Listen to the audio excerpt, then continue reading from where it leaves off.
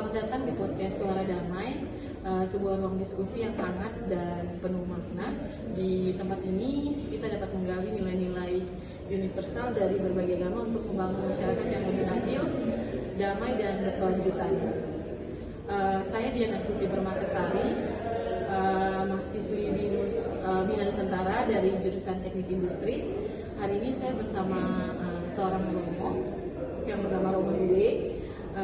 Romo adalah pastor paroki dari Gereja Katolik Kristus Terang Dunia Distrik Sumuri yang terletak di Kabupaten Teluk Bintuni, yang aktif memberi pelayanan untuk perayaan Ekaristi di Tangguh Lenji dan kegiatan keagamaan dan sosial di Distrik Sumuri sendiri.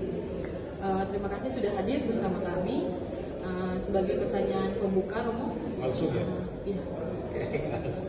Boleh diceritakan sedikit tentang latar belakang Romo dan peran Romo dalam komunitas agama atau sosial? Oke, baik. Pertama, saya adalah seorang pastor yang kurang lebih 5 tahun bekerja di Paroki Kristus Terang Dunia Papua. Apa makna nilai-nilai seperti kasih sayang, keadilan, dan toleransi dalam ajaran yang Romo dalam hal ini adalah ajaran Katolik? Ya, dalam kitab suci agama Katolik, Tuhan Yesus selalu mengajarkan nilai-nilai Injil seperti tadi cinta kasih, keadilan yang berpihak kepada orang-orang miskin. Nah, dalam konteks hidup di Papua ini, cinta kasih yang kami wartakan itu ya cinta kasih yang berpihak kepada orang miskin. Misalkan kalau ada masalah dalam konteks kebudayaan di Papua, maka pastor juga ikut ambil bagian dalam menyelesaikan masalah-masalah yang dialami oleh orang-orang Katolik di tanah Papua, secara khusus di Paroki Kristus Terang Dunia Papua. Tapi pada intinya nilai cinta kasih itu tidak hanya kita ucapkan dalam kata-kata saja, tapi juga dalam tindakan. Entah itu mengunjungi, mendoakan orang sakit, memberikan sakramen perminyakan kepada orang sakit, membantu mereka yang tidak mampu untuk pendidikan anak, kemudian membantu mereka yang tidak mampu untuk pergi ke Bintuni atau kemana untuk pengobatan. Di paroki juga ambil bagian dalam itu. Kemudian juga membantu anak-anak yang mengalami stunting, gizi buruk. Nah, gitu. Jadi cinta kasih dalam konteks membantu mereka itu. Begitu. Ya, masyarakat sekitar untuk supaya hidup lebih baik lah. Sederhana tetapi ya supaya mereka hidup lebih baik. Apakah itu hanya untuk khusus umat Katolik saja atau misalkan ada yang datang dari agama lain dan minta tolong Romo? Kalau misalkan untuk program stunting dan gizi buruk itu semua agama. Tetapi kalau yang lain-lain khusus agama Katolik. Oke, kita lanjut. Pertanyaan selanjutnya, menurut Romo, bagaimana ajaran agama dapat menjadi fondasi untuk membangun masyarakat yang damai dan adil? Pertama, orang itu harus mengerti konteks iman. Jadi iman itu bisa saja kalau mereka percaya kepada Tuhan yang membawa keselamatan, membawa damai, maka iman itu juga bisa menjadi dasar orang untuk membangun hidup damai. Iman, ya. Misalkan kalau di tanah Papua kita sering banyak mendengar gitu ya, orang-orang yang terjadi konflik karena mereka sebetulnya punya iman tetapi kurang relasi dengan Tuhan. Punya iman sedikit tapi kurang berdoa, misalkan kurang punya relasi yang akrab dengan Tuhan. Kalau orang yang punya relasi yang akrab dengan Tuhan itu pasti orang itu bisa mengendalikan diri mereka, memahami apa yang baik dan buruk untuk hidup bersama, baik itu hidup bersama untuk hidup diri sendiri. Jadi pertama, iman yang dinyatakan melalui relasi yang intim dengan Tuhan, itulah yang menciptakan kedamaian. Pertanyaan selanjutnya, apakah Romo pernah terlibat dalam kegiatan lintas agama atau dialog antar iman? Untuk sementara di paroki kami itu belum ada FKUG. Juga paling relasi ya paling Natal bersama, kemudian mengunjungi, misalkan kalau Lebaran kita mengunjungi Ustadz, hanya sekedar itu saja. Tapi untuk berbicara tentang hal-hal yang mendalam, misalkan nilai-nilai agama mereka, ya Muslim, Kristen, Protestan, itu belum sampai pada tapi saling mengunjungi, menegur, kalau ketemu itu sudah biasa. Hanya sebatas itu sikap toleransi. Oke, baik. Selanjutnya apa tantangan terbesar yang Romo hadapi dalam menyampaikan pesan-pesan tentang perdamaian dan keadilan melalui kegiatan keagamaan? Tantangan terbesar ya?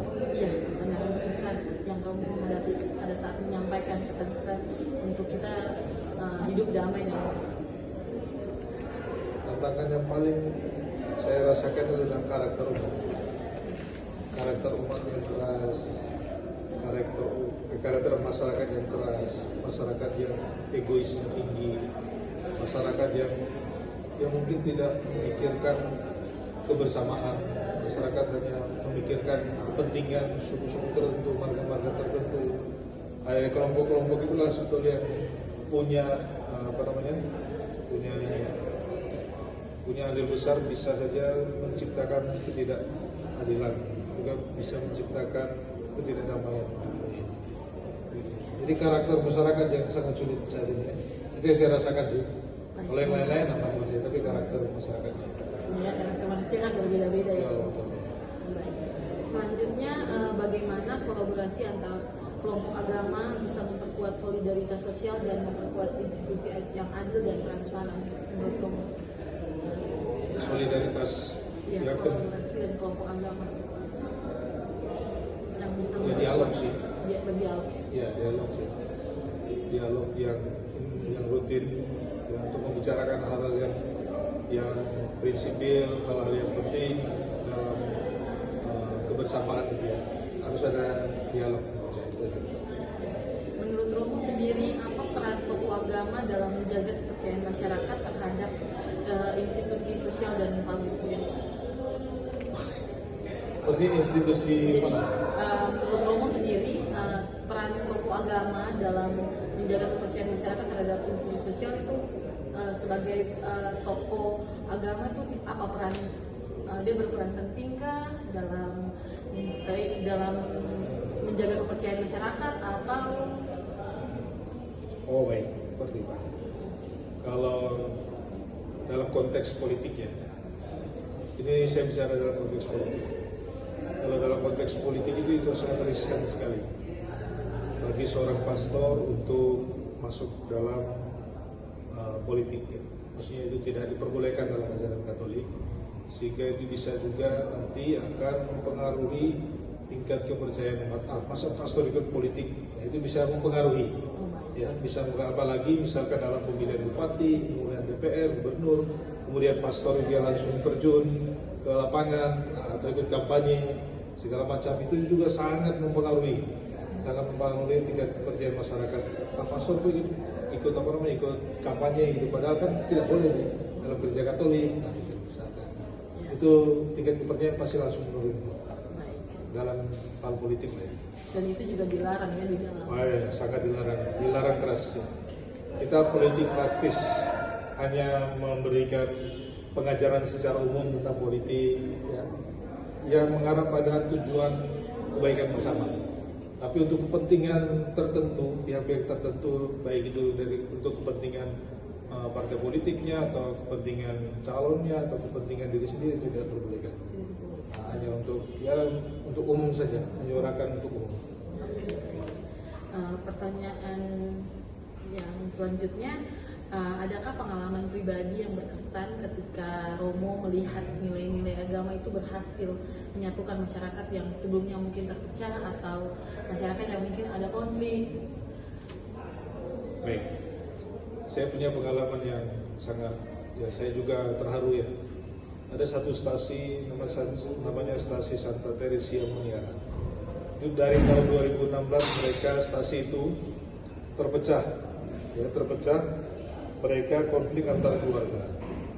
Itu konflik antar keluarga karena perbedaan pemilihan bupati pada waktu itu. Akhirnya ya sudah mereka terpecah, gereja juga, maksudnya masyarakat yang bagian dalam, kemudian pindah semua keluar, dan di beberapa keluarga ini, di bagian dalam itu tinggal beberapa keluarga, yang lain itu pindah ke jalan, ke depan, di jalan raya, jalan besar gitu. Nah, ketika terjadi konflik itu, ya saya panggil semua pada waktu itu, juga belum berhasil. Waktu itu belum zaman saya, ya terjadinya konflik itu belum zaman saya, zaman pastor yang sebelum-sebelumnya. Kemudian ketika zaman saya panggil yang dari depan, kemudian dari depan kampungnya, masyarakat yang di depan, kemudian masyarakat yang tinggal di samping gereja. Ya dialog itu tadi, gitu. Akhirnya semuanya terima, saling memaafkan, dan juga ya sekarang puji Tuhan mereka kompak sekarang.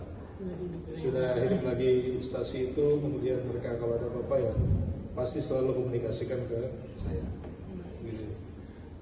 Terbuka dan komunikasi dan saling terbuka, ngomong, bicara apa saya. Kalau kamu marah di situ, marah sudah tidak apa-apa. Gitu, saling meluapkan emosi lah di situ. Sangat penting sekali ya Romo ya dalam diskusi dan berdialog. Oke, terakhir Romo, apa harapan Romo terhadap generasi muda, khususnya mahasiswa-mahasiswi yang menginternalisasi nilai-nilai universal agama untuk masa depan yang lebih damai? Ya, harapan saya ya jadilah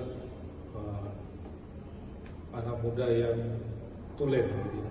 Yang tulen dalam arti jadilah anak muda yang sungguh-sungguh beriman kepada Tuhan, aktif dalam kegiatan hidup menggereja apapun, baik itu di lingkungan, di paroki, maupun di stasi. Anak muda lah garda terdepan untuk menghidupi gereja.